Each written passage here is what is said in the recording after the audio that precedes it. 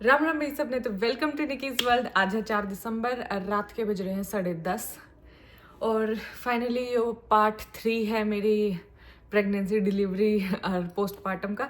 तो ये पार्ट 3 है, फाइनल पार्ट है। इसमें मैं अपनी पोस्टपार्टम जर्नी शेयर करूंगी, लेकिन उससे पहला मेरे पे गलती होगी। पिछली वीडियो में इतना सब कुछ बोलना था, 30 मिनट की वो वीडियो होगी थी, तो मैं बता उसमें थोड़ी कन्फ्यूजन रहेगी। नॉर्मल डिलीवरी सी सेक्शन में, तो फिर वैसे कुछ लोगों का क्लियर हो गया, लेकिन फिर भी नहीं भी हो पाया। तो मैं क्लियरली बताती हूँ, नॉर्मल डिलीवरी हुई थी मेरी। इतना सारा लेबर वो घंटे रहने के बाद, जिसने पिछली वीडियो देखी वो पिछली वीडियो देख लियो। तो नॉर्मल डिलीवरी थी, सी सेक्शन नहीं हुआ था। लास्ट में जाके 10:56 पे फिर गुड़िया हुई थी। सो बिल्कुल नॉर्मल थी और बिल्कुल मैजिकल थी। वो तो पूरी प्रेगनेंसी 9 महीने की एकदम चिल बढ़िया मस्त थी बिल्कुल। और फिर अपना लेबर और डिलीवरी एक्सपीरियंस भी बहुत, मतलब इतना वो नहीं है, इतना मुश्किल नहीं है। बहुत मतलब बहुत तो नहीं, थोड़ा सा मुश्किल है, इजी है, पर इतना नहीं है जितना जितना मैंने पर्सनली लगे कि इस चीज़ पे इतनी ज़्यादा हाइप दे रखी हो ना। कि क्योंकि आपको ऑब्वियसली दर्द हुए है, लेकिन जो उससे बड़ी चीज़ हो ना कि आप नु देखो हो कि कैसे लाइफ एक बच्चे तो आप लाइफ दे रहे हो, वो मैजिकल हो, तो वो जो खुशी हो वह ज़्यादा बड़ी हो उस दर्द के आगे। तो फिर इतना ज़्यादा महसूस नहीं था। तो वो सब कुछ गोल्डन पीरियड, गोल्डन टाइम से।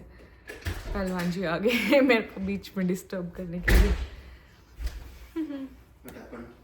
कुछ नहीं। ओके, सो दोबारा से स्टार्ट करते हैं। सो वो तो गोल्डन पीरियड था। ईब इस वाली वीडियो में डिस्कस करेंगे पोस्टपार्टम। यो ही सब था हार्ड पार्ट, और ना इसके बारे में कोई बात करता। पहले वाला तो सच में गोल्डन है, ट्रस्ट में, वो तो गोल्डन टाइम पीरियड ही था। यो सब तो मुश्किल हो, यो सब तो मुश्किल हो। तो ज़्यादा मुश्किल पार्ट ये है क्योंकि आपकी बॉडी में इतने ज़्यादा चेंजेस हुए हैं। जब आप प्रेग्नेंट हो तो आपके हार्मोन्स अलग हुए हैं और काफ़ी हाई हुए हैं। और जैसे डिलीवरी हो जाओ तो हार्मोन्स एकदम तो नीचे आ जाओ, तो बहुत मेंटल जो हुआ प्रेशर वो तो हुए, लेकिन फिजिकली जो हुआ है, क्योंकि स्टिचेस लाग रहे हो, चाहे आपका सी सेक्शन हो चाहे आपका नॉर्मल हो, तो दोनों में बहुत ज़्यादा पेनफुल रहा। वो बाथरूम जाना या खड़े होकर पहली बार चालना, वो बहुत मुश्किल हुआ है, बहुत मुश्किल हुआ सब कुछ। तो वो मैंने हार्ड लगा। उसके अलावा सब ठीक था। और यहाँ पे कनाडा में क्या है, यहाँ पे तो जैसे 10:56 पर डिलीवरी हुई थी, 12 बजे तक उनने कहा था कि गोल्डन आवर रही। स्किन टू स्किन करवाई थी, ब्रेस्ट फीड करवाई थी पहली बार। तो वो सब कुछ करवाया था। तो 12 बजे उनने फिर हम लोग कहा कि नॉर्मल रूम में चले जाओ, तो उनने हम ऐसे ही भेज दिए थे। फिर हम खड़े होकर अपने नॉर्मल रूम में आ गए। फिर वहाँ पे मैंने उससे कहा, जो नर्स वगैरह थी, बहुत अच्छी केयर हो, बहुत अच्छी केयर हो। नर्स भी बार हर आपके पास एक बटन भी हो यहाँ पे, अदरवाइज भी वो 10-15 मिनट में आती रहो, पूछती रहो। और इतने अलग मैंने मतलब बहुत हैरानी हुई, बहुत अच्छा लगा। क्योंकि मेरा तो यहाँ पे जो मेडिकल का एक्सपीरियंस था वो सिर्फ इमरजेंसी में जान का था। एक बार टोनी के पेट में दर्द थे जब गए थे, या फिर जब मेरे सब क्रॉनिक हुआ था जब गए थे। तो वो तो गंदे एक्सपीरियंस थे ऑब्वियसली, क्योंकि 10-10 12-12 घंटे का वेट था। लेकिन यहाँ पे मैंने देखा कि मतलब बच्चे का इतनी ज़्यादा केयर, अलग अलग टाइप के डॉक्टर की सांस ढंग से ले रहे हैं, बालक की लैच ढंग से कर रहा है, ब्रेस्ट फीड ढंग से ले रहा है, कोई और यो टेस्ट वो टेस्ट, मतलब हर अलग अलग डॉक्टर बार बार आए कि आप कैसे फीड करा रहे हो, दिखाओ। वहाँ तो छुट्टी होने था, पहला कार सीट में फिट करके दिखाओ, तुम्हें आता है या नहीं आता, खुद करो, नहीं आता तो सिखावें, डायपर चेंज करने सिखावें, पराने सिखा, मतलब स्वेडल करना सिखावें, कैसे सवाना है बालक, कित सवाना है। बहुत अच्छी सर्विस थी, हर एक चीज़ की बहुत अच्छी सर्विस थी। दोनों पार्टनर थे, मेरे पहलवान जी, तो बहुत अच्छी तरह उन्होंने सब कुछ सिखाया। तो बहुत अच्छा था वो सब कुछ, बहुत अच्छी टेक केयर हो। लेकिन जो आपकी बॉडी में हो रहा है वो तो आपके साथ ही होगा ना। तो फिर उसके बाद हम 24 घंटे तक हॉस्पिटल रखे थे बस। 24 घंटे तक रखा गया, इसीलिए हम रात 10:56 पे जैसे बेबी हुआ था, तो 10:56 पे नेक्स्ट डे उसका एक टेस्ट हुआ, ब्लड लेके जाएगा, वो उसके 1 घंटे में रिपोर्ट आ जाएगा। तो हमने वो बोले कि सुबह जाओगे घर या अभी जाओगे, रात के 1 बज रहा था। मैं कहा इब्बे जाऊँगे हम तो हम इसलिए इस दिन 2 बजे रात के घर आए थे। जो वह वीडियो है ना वेलकम वाली, वो रात के 2 बज रहे, इसीलिए सारे थोड़े थके थके से भी थे उसमें। एनीवेज, सो हम तो पोस्टपार्टम की बात कर रहे हैं।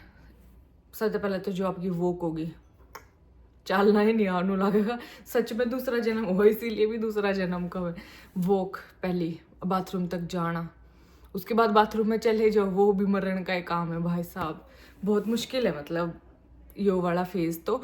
और फिर सबसे ज़्यादा जो पेनफुल चीज़ हो, सबसे ज़्यादा पेनफुल चीज़ जिसके बारे में कोई नहीं बात करता, आजकल तो खैर करने लगी, मैंने इंस्टाग्राम पे बहुत वीडियो देखी है या यूट्यूब पे भी आजकल बताने लगी कि इतना पेनफुल प्रोसेस है ब्रेस्ट फीडिंग का।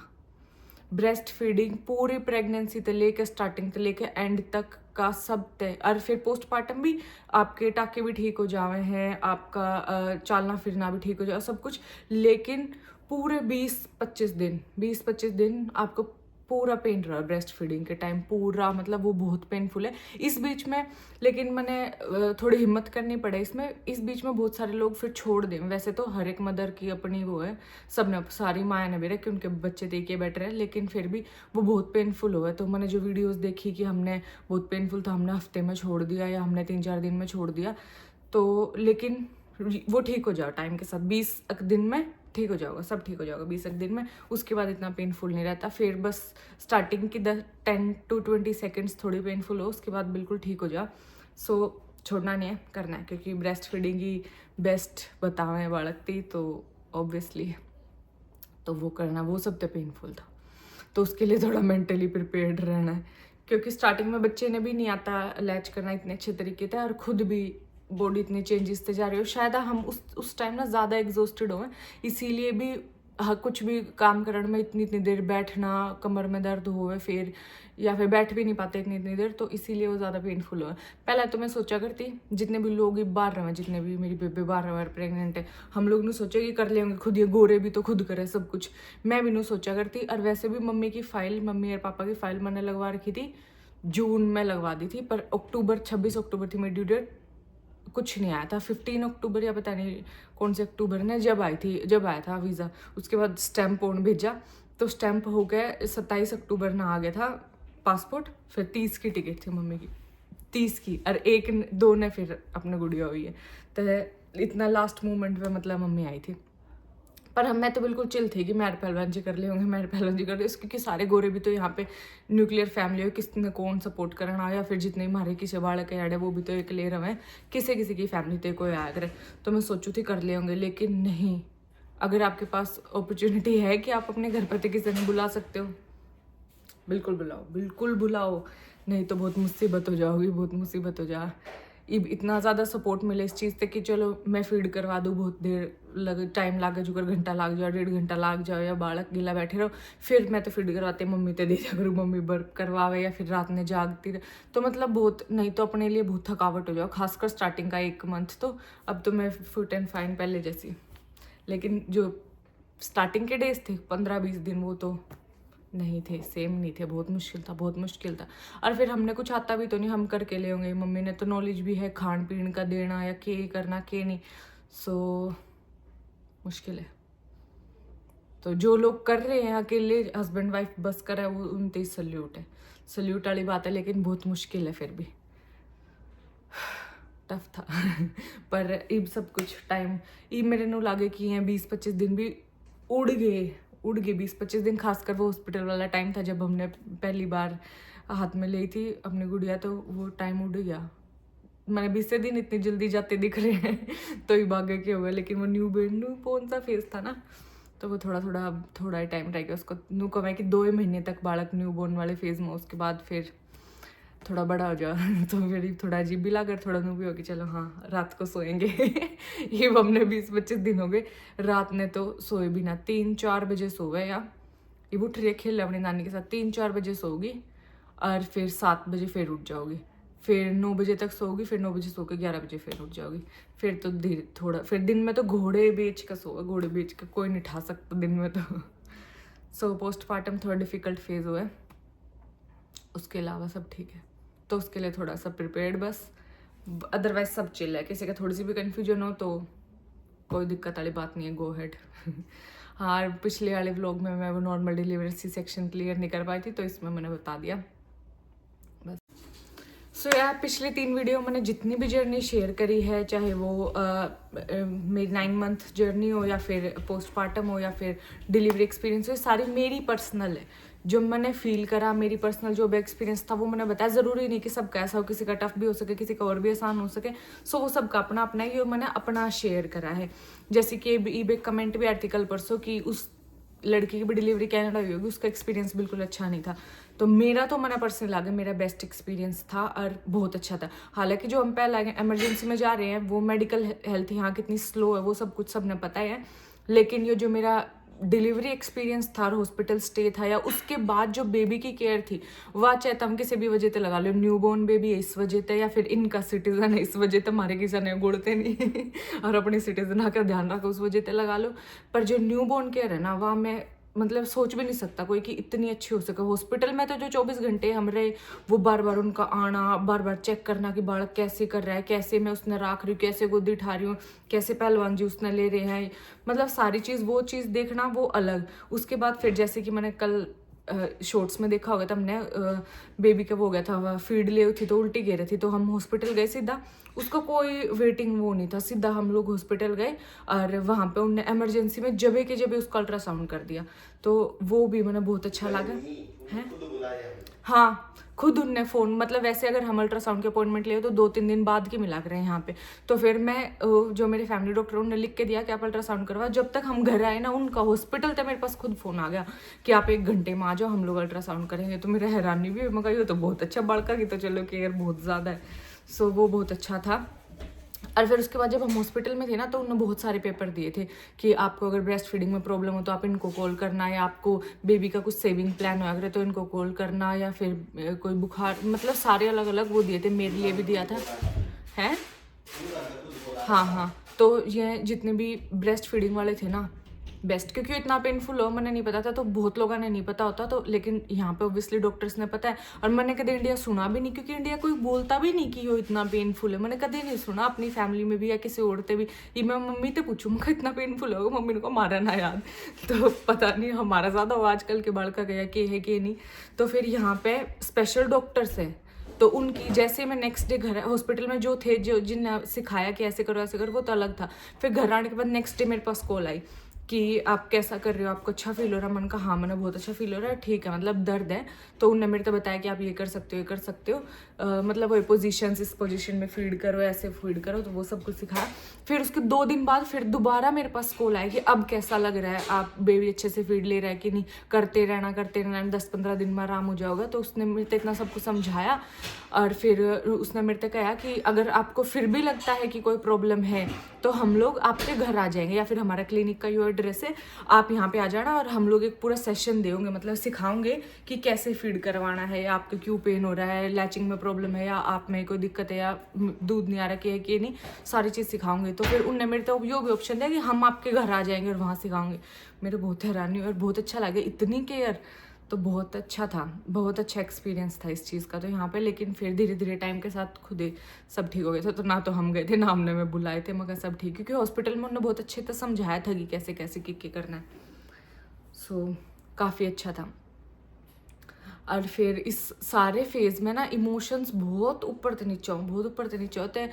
यो जो है ना कॉन्फ्लिक्ट होना हस्बैंड वाइफ का, ये बहुत नॉर्मल है। हालांकि टच वुड मैंने इतनी रील देख ली थी, इतना माइंड स्ट्रॉन्ग कर लिया था, मेरी और पहलवान जी की कोई लड़ाई नहीं हुई शायद मम्मी आ रही है उसका भी फ़र्क है, क्योंकि मम्मी रख ले सारे वैसे फेजेस में, नहीं तो हमारी इतनी लड़ाई होनी थी। और सबकी और नॉर्मल है, नॉर्मल चीज़ है, क्योंकि आप एक दूसरे से टाइम नहीं दे पाते, बिल्कुल भी आप एक दूसरे से टाइम नहीं दे पाते, या फिर जो भी आपकी पहला घंटों घंटों की कन्वर्सेशंस थी वो सिर्फ बेबी पा के रुक जाओ, तो फिर मतलब बहुत लाइफ अपसाइड डाउन हो जा। तो फिर इस फेज़ ने भी जान देना, इस फेज़ की छोटी छोटी बातें नहीं लेके नहीं पकड़नी, तो अपना बात करते रहो, कम्युनिकेशन करते रहो। ईब जब तक बेबी आई है ना, मैंने एक चीज़ पर्सनली नोटिस करी कि हम लोग पता नहीं नेचुरली ही हम लोग मजाक ही बहुत ज़्यादा करने लगे।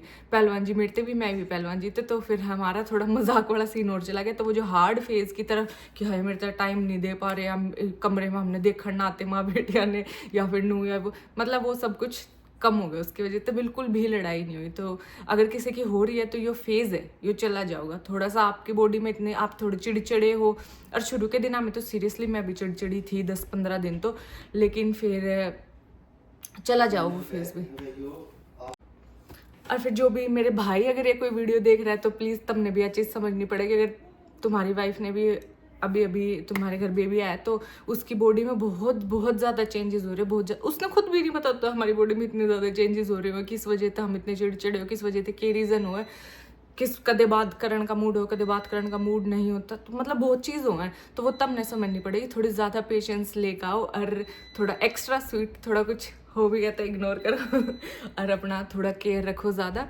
इब मेरा तो सब कुछ यहाँ तो बहुत अच्छा था। तो अगर मैं थारते एग्जाम्पल दूँ कि तुम कैसे कैसे कर सको, तो पर्सनली अपना पहला अपनी मेंटल स्टेट थोड़ी ठीक रखो। बात करने का मन नहीं है ना तो थोड़ी कम बात करो। इस बेटर है कि आप किसी के ऊपर और चिल्लाओ या कुछ करो, उस तब बढ़िया आप कम बोलो फिर थोड़ा ना, तो मेंटली थोड़ा ठीक रहेगा। और फिर ना, अरे जो आसपास वाले सराउंडिंग्स थे भी मेरा सजेशन है, प्लीज़ प्लीज़ तुम जो नई माता बनी है उसके पीछे मत लागियो, उसके पीछे बिल्कुल भी नहीं लागना। आसपास वाली सराउंडिंग्स है उस तबल की और ज़्यादा सपोर्ट करो कि हाँ ये चीज़ नहीं हो रही, कोई बात नहीं, थोड़े दिन में ठीक हो जाओगी, हाँ ये चीज़ नहीं हो रही, कोई बात, मतलब हर एक छोटी छोटी बात के पीछे नहीं पड़ना, क्योंकि उसकी बॉडी में बहुत चेंजेस हो रहे हैं कि नो नहीं हो रहा। और ब्रेस्ट फीडिंग वाली भी मैंने एक चीज़ नोटिस करी है, पहले के लोग नु कहा करते कि आपने ना किसी तो बताना नहीं है थारा कितना दूध आ रहा है कितना नहीं, ना तो टोक लाग जाओगे फिर आता नहीं, जिसका बल्कि ई मैंने साइंटिफिक रीजन नु लगे कि किसी और तक ना बताना, क्योंकि हम जब किसी तो बताओ ना कि नहीं मुझे तो लग रहा कम दूध आ, तो फिर ना कोई और नु कहे कि हाँ तेरा तो दूध नहीं उतरता, तेरा तो नू है, तो फिर ना आपके माइंड में वह चीज़ बैठ जावे। तो पहले के बड़े बूढ़े लोग इसीलिए क्या करते, किसी तो कुछ नहीं बताना, नु कहना सब ठीक है, क्योंकि फिर वो अपने नेगेटिव थॉट्स देंगे तो आपके और नेगेटिव थॉट्स होंगे, इसीलिए पॉजिटिव रखो। और जो आदमी अपनी वाइफ थी कर सके, उनकी डाइट का ध्यान रख सके, के देना है के नहीं देना, के खाओ के नहीं खाते, अपना थोड़ा बहुत रिसर्च कर लिया करो, जिस तो बॉडी थोड़ी नॉर्मल होनी स्टार्ट हो।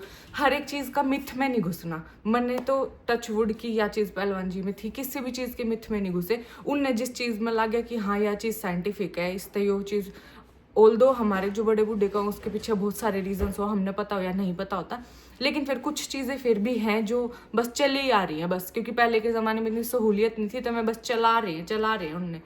तो फिर मेरी तो इतना क्यूरियोसिटी वाला नेचर नहीं है कि मैं इतनी क्यूरियोसिटी तो पूछूँ कि ये क्यों, लेकिन अपने बेटे को कहा ये क्यों, ऐसा क्यों, नू क्यों ना, हम यो नू ना यो नू ना है, तो सिचुएशन के हिसाब से भी वो चीज़ करें। अब जैसे अभी मेरे 40 डेज कंप्लीट नहीं हुए, तो इंडिया के आपने सिर पे और काना पे चुन्नी रखनी हो, हालांकि मैं यहाँ पे भी रख लूँ, पर ऐसा नहीं है कि मैंने बिल्कुल रखी है। क्यों? क्योंकि उसके पीछे भी एक रीज़न है। इंडिया के आप एक कमरे में जिसमें रहो उसमें पूरी गर्मी हो, उसने बंद करके रखे, फिर आप वॉशरूम तक जाओ हो या रसोई तक जाओ या किसी दूसरे कमरे तक जाओ, बाहर अलग टेम्परेचर हो, या फिर आपने घर से बाहर जाना पड़े वहाँ अलग टेम्परेचर हो, इसीलिए आपकी बॉडी की हीट मेंटेन करनी थी, वो एक कपड़ा दिया।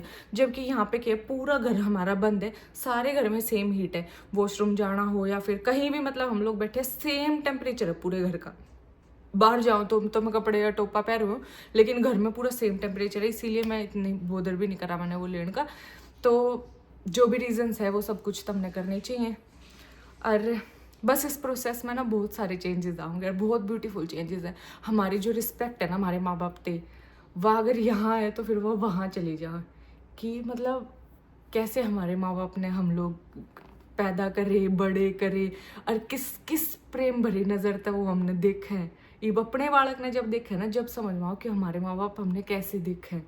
और इतना अनकंडीशनल लव, पहला तो मन नहीं लगता कि बॉडी में इतना अनकंडीशनल लव होवे कि हम किसी से करें। अपना बच्चा होने के बाद मेरा पार्ट है कि हमारे अंदर इतना प्यार है जो हम किसी से दे सकें, ऐसा पर्सनली मुझे लगता है। और अपने माँ बाप इब जो अगर मैं मम्मी और गुड़िया देखूँ साथ में खेलते हुए, तो मैंने सोचूँ मैं मम्मी मने भी नू खिलाती होगी, या फिर मम्मी ने कितना वो करा होगा। उनके टाइम में तो इतनी सहूलियत भी नहीं थी कि कितने हार्डशिप थे हम लोग पैदा करें। पर टच वुड कि भगवान ने इतना सोचा मेरे बारे में, और लास्ट मोमेंट पे मम्मी आ गई और सब कुछ संभल गया। सो बहुत मैजिकल और बहुत अच्छा था, बहुत बढ़िया है। सो होप, मैं होप करूँ सब किसी का डिप्रेशन ना हो, क्योंकि ये सच है, ये पोस्टपार्टम डिप्रेशन या पोस्टपार्टम ब्लूज दो चीज़ होया करे हैं। एक में तो आपने बस थोड़ा बहुत होगा कि आपने रोना आ जावे है या फिर आप चिड़चिड़े हो जाओ, लेकिन ये जो डिप्रेशन है ये तो बिल्कुल ही स्ट्रेसफुल हो है। माँ इतनी ज़्यादा दुखी रहे, इतनी चीज़ में जकड़ी रहे, ऊपर तो उसके हॉर्मोन्स, ऊपर तो लड़ाई। चिल करो गाइज, थोड़ा सा लाइटली लो। अगर मान लो कि जो अगर मेरी तो जीभ चटोरी है, तब ने भी मेरी जीभ कितनी चटोरी है, तो मैं भी इसने कितना ज़्यादा कंट्रोल करूँगी, तो फिर पहलवान जी मेरे तो थोड़ा कुछ ना कुछ दे भी दिया थोड़ी बहुत चीज़ आते कुछ नहीं होता। ऐसा ही मेरी 9th मंथ प्रेगनेंसी में था। तो फिर जितना हमने ठीक लगे, क्योंकि हम भी तो बालक के माँ बाप हैं, और हम बेवकूफ़ थोड़े कि हम जानबूझ कर कुछ ना कुछ ऐसा करें जिससे वो बीमार हो या हम बीमार हो या फिर हमारी बॉडी तो अच्छा ना हो। तो जितनी भी चीज़ हमने पर्सनली ठीक लगी कि हाँ नू करना चाहिए, नू नहीं करना चाहिए, हमने वैसे करी। और टचवुड तक महीने तो ऊपर हो गया, 2 दिन सब कुछ बिल्कुल परफेक्ट बढ़िया फाइन चल रहा है, इतनी सी भी प्रॉब्लम नहीं किसी चीज़ में, सब अच्छा है। बस हाँ, एक चीज़ और मैंने सीखी है इसमें, तब रोज़ अपने बालक की नज़र तारनी है, क्योंकि हो सके कि थारी नज़र थारे बालक के लागती हो, तो तमने रोज़ तारनी है। मैंने यह चीज़ फील करी है कि उसमें बहुत रिलीफ मिले। तो जितने इंडिया वाले लोग हैं वो तो मैं तो उनसे क्या सिखाऊंगी कैसे नज़र तारने, उन्हें तो सब बेरा है। लेकिन जितने कनाडा वाले हैं, बार -10 -15 है, बर्फ़ पड़ने लग रही है, तब नहीं मेरा नज़र कैसे तारनी है, तो मैं इंस्टाग्राम पे कल एक वीडियो शेयर करूँगी कि मैं पर्सनली कैसे तारा करूँ गुड़िया की नज़र, तो तम उसमें देख के तम वैसे भी तार सको, क्योंकि वो यहाँ पे जला नहीं सकते ना, कुछ लकड़ी के भी घर है, लेने के देने हो जाओगे। सो ये थी मेरी पोस्टमार्टम जर्नी। अब 1 महीना हो चुका है, आज के हिसाब से स्टेटस बताऊँ सो स्टिचेस बिल्कुल फाइन है, बॉडी बैक टू नॉर्मल है। हाँ, थोड़ी देर अगर ज़्यादा देर खड़ी हो जाऊँ या ज़्यादा कुछ करूँ तो बोलने में तकलीफ होवे या फिर थोड़ा सांस चढ़ जा, मतलब वो कमज़ोरी है थोड़ी, क्योंकि प्लेसेंटा इतना बड़ा हुआ है, बॉडी में उतना बड़ा वो जख्म सा है, तो वो हील होने में टाइम तो लगे। सो फिर वो अपना टाइम ले रहा प्रॉपर। बाकी में हैंड फिर अंदर बाहर सारी जगह चल जाएगा, कोई प्रॉब्लम वाली बात नहीं है। और ई ब्रेस्ट फीडिंग में भी कोई प्रॉब्लम नहीं है। हाँ, आप जितने ज्यादा हैप्पी रहोगे उतनी जल्दी हील करोगे। तो जितनी ज्यादा हेल्दी रहोगे, हैप्पी रहोगे, सॉरी, और हैप्पी रहने के पीछे खुद तो अपना 0% उसमें वो है, अपना बस हम थोड़ा पॉजिटिव माइंड सेट रख सके, अपने थोड़ा है वो अपना। आसपास लोग कलेश रखा मान लो, कुछ नहीं, वो तो हमने ये चीज इग्नोर करनी सीखनी पड़ेगी। ये भी अपने आप ने जितना नु रखा है चल कोई नहीं, छोड़। जब आप दूसरे आदमी हो तो कमी काटन में कितनी काट लो। 1 मिनट तो आ जाओ, फटाफट इतने दिन हो गए आपके शक्ल दिखाए रहना जो मेरी तो एक तेरी देख। हाँ, तब लोग देखो ना पहलवान जी के व्लॉग से डेली 9 बजे मैंने अपना व्लॉग गिरना, बाद में बात करूंगा। व्लॉग उठ जाना होगा यार, व्लॉग नहीं आया तेरा। हाँ, और हाँ, पहलवान जी भी उसमें थे डिलीवरी रूम में। फिर और की जाना कैसा एक्सपीरियंस था मेरा? मतलब आपको थोड़ा ट्रॉमेटिक पुश अरे का पुश नहीं हो, क्या घंटे ला दिए थे एक्टिव होने के बाद? तो 7 8 9 10 4 घंटे, 3-4 घंटे तक जब लगा दिए थे। हर सुबह तो देखने लग रहे थे बाट 4 घंटे तो जब थे 10 9 8 7 6 5 पुश 4 घंटे तक है। पुश होता ना, पास होता। वो कहता गुड़िया का सर थोड़ा बड़ा था, उसका बाहर आने का बिल्कुल मूड नहीं था। 41 वीक हो चुके थे, जैसे थोड़ी सी नीचे आओ फिर ऊपर ऊपर चढ़ जाओ, मेरे काल मुखा या तो दिक्कत करेगी, या पुश नहीं कर पा रही थी। फिर वो वैसे इसमें जिम ने भी बहुत बड़ा रोल करा ना, डॉक्टर ने कही नहीं। हाँ, इनका तो बॉडी पे पूरा कंट्रोल हो ना, पता कौन सी मसल की एक्सरसाइज करनी है। फिर इन्हें मसल का माइंड के साथ कनेक्शन होना, जिसका कनेक्शन नहीं हो पा रहा था। फिर इन्हें मेरे को समझाया कि इस मसल का अपने इस दिमाग के साथ कनेक्शन कर, और वहीं पुश कर, मुंह पे जोर मत लगा या फिर मुंह मत कर। तो बहुत वो था, मतलब जहाँ प्रेशर डालना चाहिए वो आना चाहिए, और इसलिए आपकी लेग्स स्ट्रॉन्ग होना बहुत जरूरी है। और पोस्टमार्टम वो क्यों है, मतलब ना उसका सिस्टम मतलब ये प्रेगनेंसी के बाद, डिलीवरी के बाद जब जो मेन चीज उड़े थे निकल ली, फिर बाद में तो रिकवरी शुरू होनी है। रिकवरी है, पर रिकवरी वो तुमने सीखना पड़ेगा, उसके लिए तुमने एजुकेट होना पड़ेगा। भेड़ चाल में नहीं चालना। अगर मीठे का लाठी देकर आखो गूंद खा ली यार, ये यो खाओ, पर यो खाना बस 20%, बाकी और चीज है। प्रोटीन है मेन जो तुम्हारी बॉडी ने हील कराएगा। प्रोटीन है, गुड फैट है, कार्बोहाइड्रेट है। मैंने कहा था गूंद गलत है, पर गूंद इतना ज़्यादा भी ठीक नहीं है, क्योंकि आज चीज़ तुमने भी देखी होगी और अपने शुगर देगा भी नज़र मारियो। डिलीवरी के बाद लड़की कितनी हेल्दी हो जाए, कितनी मोटी हो जाए। जब उन्होंने कहा पहला वो नहीं बात भी मारा है, आगे वो डिलीवरी हो लेते फिर दिखाऊंगी तो कितनी मोटी होगी तू। वही इसका कारण है, क्योंकि वो पड़ी खाए जाए मीठा, उसमें कैलोरी बर्न हुआ है, उसमें बॉडी हील नहीं हो पाती इतनी जल्दी। अगर मैं अपना नॉर्मली बताऊँ ना, ये नुका इंजेक्शन लाग रहे, मेरा 5-6 लाग रहे हैं कमर में इंजेक्शन, इनका तो 1 का लाग गया है। वो अपेंडिक्स का ऑपरेशन हुआ था, तो उसमें जो एनेस्थीसिया लगा गया कमर में, वो लग गया था, तो वो एक बार में तो सुने नहीं हुए थे, 3-4 बार लगाया था। तो वो मेरा डॉक्टर बेकार था कि मेरी कमर पर 4-5 बार गोया जब उन तो इनकी कमर में कोई पेन नहीं है। तो फिर क्योंकि हमारी डाइट इतनी अच्छी रहा है ना, मैं दिन में 3-4 बार प्रोटीन लूँ, मील 3-4-5 मील खाओ दिन में, जितना ज्यादा खास को खाओ, पर हर एक मील में प्रोटीन जरूर होना चाहिए। अगर दूध भी पी रहे हो तो उसमें मलाई मलुई तार गया उस तरीके देखो उसमें कितना प्रोटीन है कितना फैट है। वो ठीक है। और किसी डाइट चार्ट बनवाना हो तो इंस्टाग्राम पे मैसेज कर दे। और काम का भी प्रमोशन होना चाहिए। नहीं भाई इंडिया वाले रहते हैं, कनाडा वाले करवा लियो। क्योंकि तुम अपनी जगह ठीक हो, मैं अपनी जगह ठीक हूँ। $1000 1000 रुपये में मैं नहीं दे पाऊँ, $100-150 तुम लोग नहीं अफोर्ड कर पाओ, तो भाईचारे में वो पूछ लिया बस एक आधी बात। हाँ तुम लोग वैसे पूछ लेना यारी दोस्ती में। हाँ। मेरा नाम लेना कि मेरे से बात हुई तो प्लीज बता दो क्या खाना। या ना दे कुछ भी डिस्काउंट दूंगा तो मैं ही दूंगा।